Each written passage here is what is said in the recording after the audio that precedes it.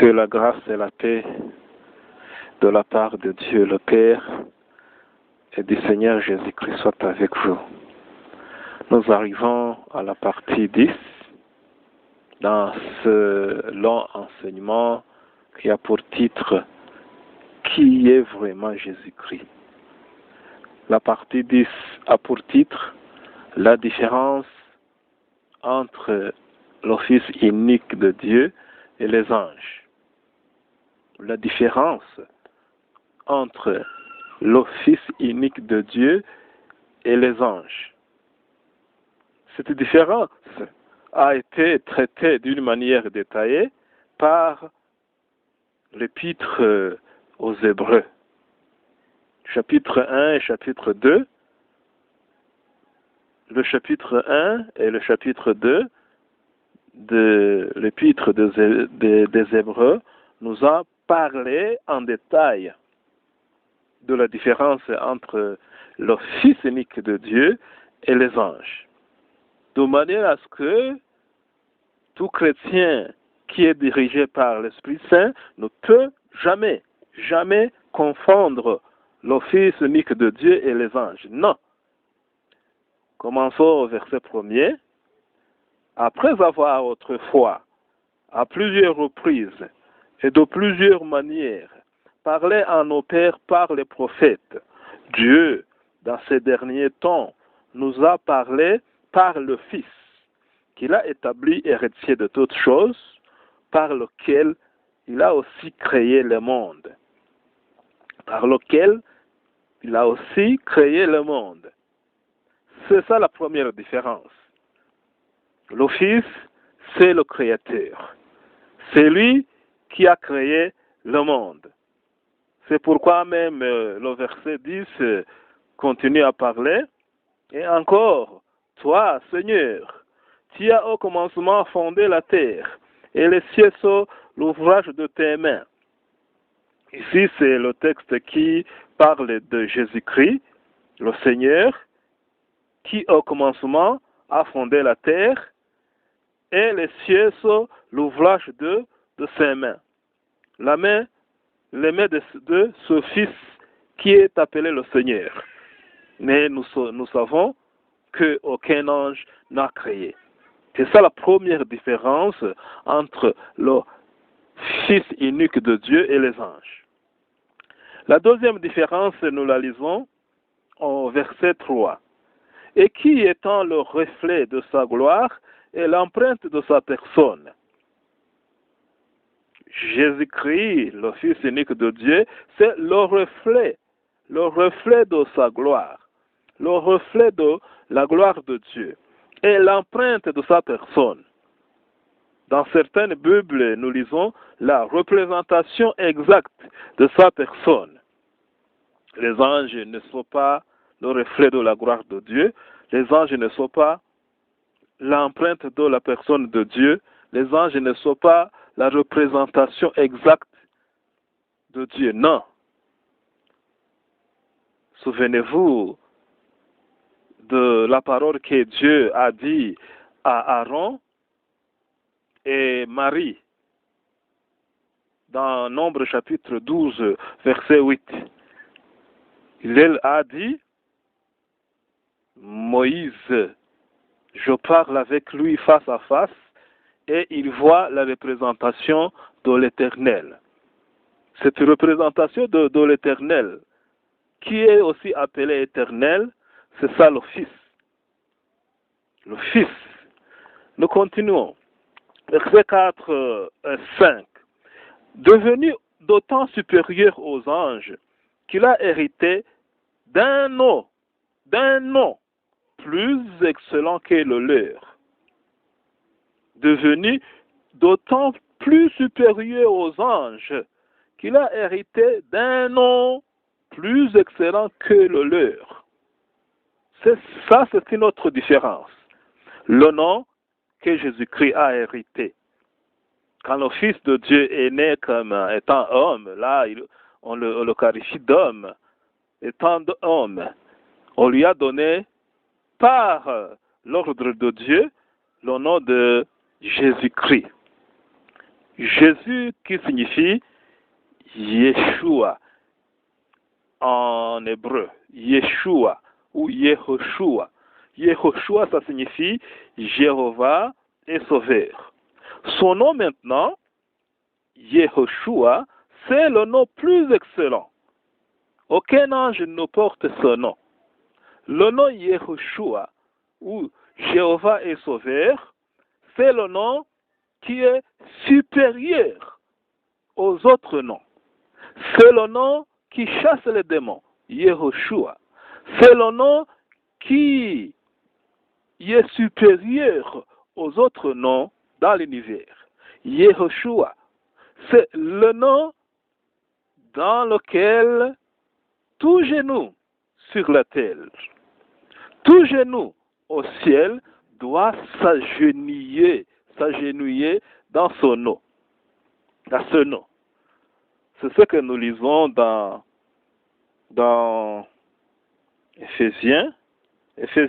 Philippiens, je cherche le verset, dans Philippiens chapitre 2, verset 6, chapitre 2, versets 9 et 10, je lis, c'est pourquoi aussi Dieu l'a souverainement élevé et lui a donné le nom qui est au-dessus de tout nom. Et lui a donné le nom qui est au-dessus de tout nom. Enfin, qu'au nom de Jésus, tout genou fléchisse dans les cieux et sur la terre et sous la terre. Jésus-Christ a le nom qui est au-dessus de tout nom.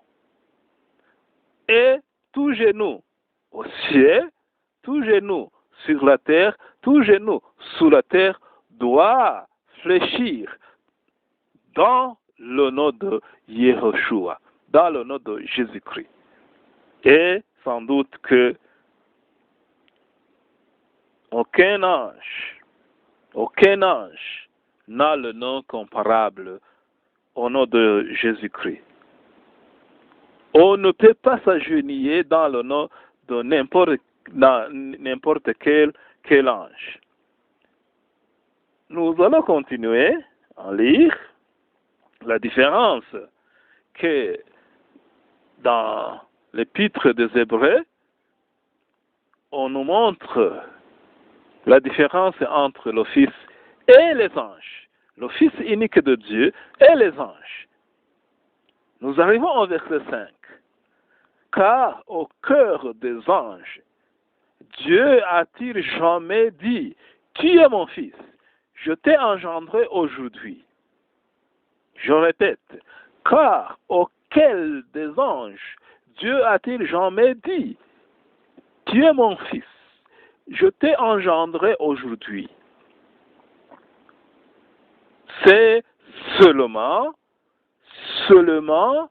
uniquement au Fils unique de Dieu que Dieu a dit, tu es mon fils, je t'ai engendré aujourd'hui. Je t'ai engendré aujourd'hui. Ceci n'a pas été dit aux anges. Mais qu'est-ce que cela signifie? Qu'est-ce que ceci signifie?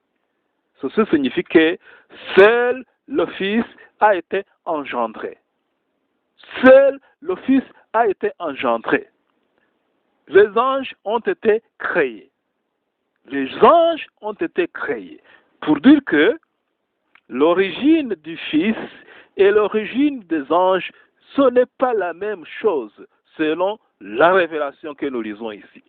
Il y a maintenant les gens que l'on peut appeler des malades spirituels qui disent que Jésus c'est un ange comme Gabriel. Ce n'est pas vrai parce que Jésus-Christ a été engendré, mais les anges n'ont pas été engendrés, mais ils ont été créés, selon cette écriture. Une autre différence, nous la lisons, la différence donc entre le Fils unique de Dieu et les anges, une autre différence, nous la lisons au verset 6. Et lorsqu'il introduit de nouveau dans le monde le premier-né Il dit que tous les anges de Dieu l'adorent. Que tous les anges de Dieu l'adorent. Les anges adorent le Fils unique de Dieu. Les anges adorent le Fils unique de Dieu. Est-ce que les anges peuvent adorer l'ange Gabriel? Ce n'est pas possible. Ce n'est pas possible. C'est pourquoi nous lisons dans l'Apocalypse, quand Jean a voulu se prosterner devant un ange pour l'adorer, l'ange a refusé. Il a refusé. Dans Apocalypse chapitre 10, verset 10, nous lisons, « Et je tombais à ses pieds pour l'adorer. Mais il me dit, garde-toi de le faire. Je suis ton compagnon de service et celui de tes frères qui ont le témoignage de Jésus. Adore Dieu. » Comprenez-vous cela? Quand l'apôtre Jean a voulu se prosterner pour adorer l'ange, l'ange a refusé. Mais ici, Dieu donne l'ordre aux anges d'adorer son Fils unique. Il dit que tous les anges de Dieu l'adorent. Que tous les anges de Dieu l'adorent. C'est pourquoi aussi, nous lisons dans Apocalypse chapitre 5, le récit de l'agneau qui est venu prendre le livre de la main gauche de celui qui était assis sur le trône. Nous lisons au verset 8. Quand il eut pris le livre, les 4 êtres vivants et les 24 vieillards se prosternèrent devant l'agneau, tenant chacun une harpe et des coupes d'or remplies de parfums, qui sont les prières des saints. Quand il eut pris le livre, les 4 êtres vivants et les 4 vieillards se prosternèrent devant l'agneau. Se prosternèrent devant l'agneau. L'agneau, c'est qui? C'est le Fils unique de Dieu. Les anges, les 24 vieillards se prosternent devant l'agneau. Mais quand Jean a voulu se prosterner devant un ange, l'ange a refusé. Si vous ne voyez pas la différence donc entre le Fils unique de Dieu et les anges, alors vous êtes aveugle. Vous êtes aveugle. Tout genou fléchit au nom de Jésus-Christ. Le nom de Jésus-Christ chasse les démons. Les démons sont chassés au nom de Jésus-Christ. Pourquoi alors? Est-ce que tu t'es un jour posé cette question? Pourquoi les démons sont chassés au nom de Jésus-Christ? Pourquoi ils ne sont pas chassés au nom de Jéhovah? Hein? Jéhovah, c'est le nom de Dieu dans l'Ancien Testament. Et dans le Nouveau Testament, c'est toujours Jéhovah, mais qui ajoute un autre suffixe, Shua, Yehoshua. Jéhovah sauve. Jéhovah sauve. Yehoshua. Comprenez-vous cela? C'est le même nom, c'est le même Dieu, mais le même nom qui a ajouté qu'il nous a sauvés maintenant. Yehoshua. Le nom qui est supérieur aux autres noms. Le nom qui chasse les démons. Le nom qui fait des miracles. Personne ne peut nier que les démons sont chassés au nom de Jésus-Christ. Alors pourquoi les anges pourquoi les apôtres de Jésus-Christ, Paul, Pierre, ne chassaient pas les démons dans le nom de Jéhovah? Pourquoi? Peux-tu expliquer cela? Nous continuons à expliquer la différence entre le Fils de Dieu, le Fils unique de Dieu et les anges. Nous étions au verset, quel verset? Nous étions au verset 5. Au verset 5 qui disait, car au cœur des anges, Dieu a-t-il jamais dit, tu es mon fils, je t'ai engendré aujourd'hui. je t'ai engendré aujourd'hui. Une autre différence, c'est que Jésus-Christ est assis à la droite de Dieu. Il est assis à la droite de Dieu. Assis à la droite de Dieu. C'est-à-dire que il dirige. C'est un roi qui dirige l'univers. C'est un roi qui dirige l'univers. Mais les anges, ce sont des serviteurs. Ce sont des serviteurs. Ce ne sont pas des rois. C'est pourquoi, même dans le royaume que nous attendons, dans l'avenir, nous lisons dans Hébreux chapitre 2, verset 5, en effet, ce n'est pas aux anges que Dieu a soumis le monde à venir dont nous parlons. En effet, ce n'est pas aux anges que Dieu a soumis le monde à venir que nous parlons. Le monde à venir va être dirigé par qui? Non pas par les anges, non, par le Fils de Dieu, par le Fils unique de Dieu et son épouse sans doute. Et son épouse. Nous aussi, nous serons assis sur des trônes pour diriger ce monde à venir. Il y a les gens même qui ne savent pas ce mystère, qui ne savent pas cette écriture, qui ne savent pas cette promesse magnifique qui est réservée à nous, l'épouse du Seigneur, l'épouse de l'agneau, l'épouse du Fils unique de Dieu. Nous allons nous asseoir sur des trônes et nous allons diriger le monde à venir pendant 1000 ans. C'est pourquoi nous lisons Hébreux 2, 5. En effet, ce n'est pas aux anges que Dieu a soumis le monde à venir que nous parlons. Ce n'est pas aux anges, mais au Fils unique de Dieu, c'est lui qui va diriger le monde à venir. Comprenez-vous cela?